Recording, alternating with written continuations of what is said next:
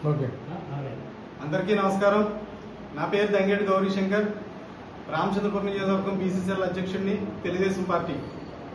అయితే మొన్న రాత్రి సుమారు 12 గంటల ప్రాంతంలో జరిగిన అగ్ని ప్రమాదం రామచంద్రపురం నియోజకవర్గ ప్రజలనే కాకుండా యావత్ ఆంధ్ర రాష్ట్రాన్ని ఒకసారిగా ఉలిక్కిపడేలా చేసింది. ఎందుకంటే సుమారు 48 షాపులు అక్కడ దగ్ధమయ్యి వాళ్ళందరూ కూడా రోడ్డు మీద పడే పరిస్థితి.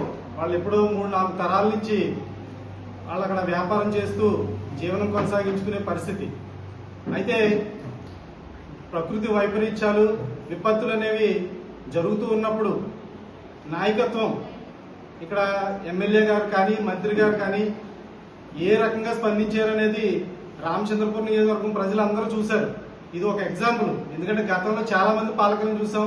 అనేక ప్రకృతి వైపరీత్యాలు సంభవించినప్పుడు ఏదో వెళ్ళి అక్కడ నలుగురితో పరామర్శలు చేసి మేమున్నామనేది చెప్పేసి వెళ్ళిపోవడమే తప్పి తర్వాత వాళ్ళని ఎవరో పట్టించుకునే నాదుడే ఉండేవారు కాదు. అలాంటిది ఈ రోజున సుభాష్ గారు, మంత్రి వాల్తేరు సుభాష్ గారు విషాదం తెలిసిన వెంటనే అక్కడ వారి యొక్క అనుచరులతో అక్కడ ఇమీడియట్ గా చేరుకుని ఏదైతే ప్రభుత్వ యంత్రాంగం ఉందో వాళ్ళందరినీ అప్రమత్తం చేసి అక్కడ ఉన్న నష్టాన్ని చాలా వరకు తగ్గించడానికి ఆయన చేసిన కృషిని రామచంద్రపురం నియోజకవర్గం అంతా ప్రజలు గమనిస్తూనే ఉన్నారు. 2 రోజుల నుంచి మొన్న రాత్రి 12 గంటల సుమారు నుంచి నిన్న సాయంత్రం వరకు ఆయన నిర్విరామంగా అధికారులు సమన్వయం చేసుకుంటూ అలాగే స్థానిక ప్రజాప్రతినిధుల్ని, కూటమి నాయకుల్ని అందరినీ సమన్వయం చేసుకుంటూ ఆయన అక్కడ చేసిన విధానం అందరినీ ఒక్కసారిగా నాయకుడు అంటే ఎలా ఉంటాడా అనే ఆశ్చర్యానికి గురి చేసింది. ఎందుకంటే వెంటనే ఆయన చాలా పెద్ద మనసు చేసుకుని వెంటనే ఇక్కడ నష్టం జరిగింది, వీళ్ళందరూ కూడా రోడ్డు మీద పడే పరిస్థితి వస్తుంది, మీరు ఎవరో అధైర్యపడవద్దు, నేనున్నానని భరోసా కల్పించి తక్షణమే ఒక 20 లక్షల రూపాయలు వాళ్ళకి అందించడం జరిగింది. అంటే ప్రకటించారు.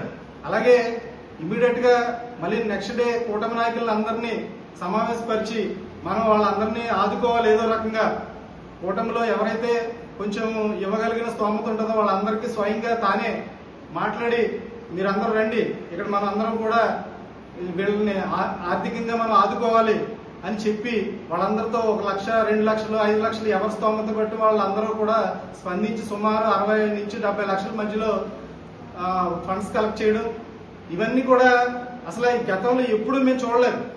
ఎంతమంది నాయకులు వచ్చారు, ఎంతమంది పరిపాలన చేసినా, ఎన్ని ప్రకృతి విపత్తులు వచ్చినా ప్రజల్ని ఈ రకంగా ఆదుకునే వాళ్ళు మాత్రం ఎవరో కనిపించలేదు.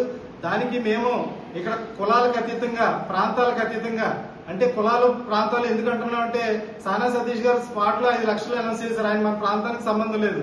అలాగే గంధం పల్లవరాజు గారు అమలాపురం నుంచి ఆయన కొంత అమౌంట్ ని స్పాన్సర్ చేశారు. ఇలాగా ప్రాంతాలకు అతీతంగా అనేక మంది దీంట్లో భాగస్వాములు అయ్యారు. వాళ్ళందరూ కూడా అంటే కులాలు అంటే ఇందులో అన్ని కులాలు అక్కడ సహకరించిన, అక్కడ ఏ కులం, వాళ్ళ మతం ఏంటి, వాళ్ళ కులం ఏంటి అనేది ఎవరో చూడలేదు. ప్రకృతి విపత్తు సంభవించింది, సుభాష్ గారు ఒక పిలుపు మేరకు అందరూ స్పందించారు. ఇది చాలా హర్షించదగ్గ పరిణామం. అలాగే భవిష్యత్తులో ఎప్పుడైనా ప్రకృతి విపత్తులు జరిగినప్పుడు చాలా మందికి ఒక ధైర్యం వచ్చింది.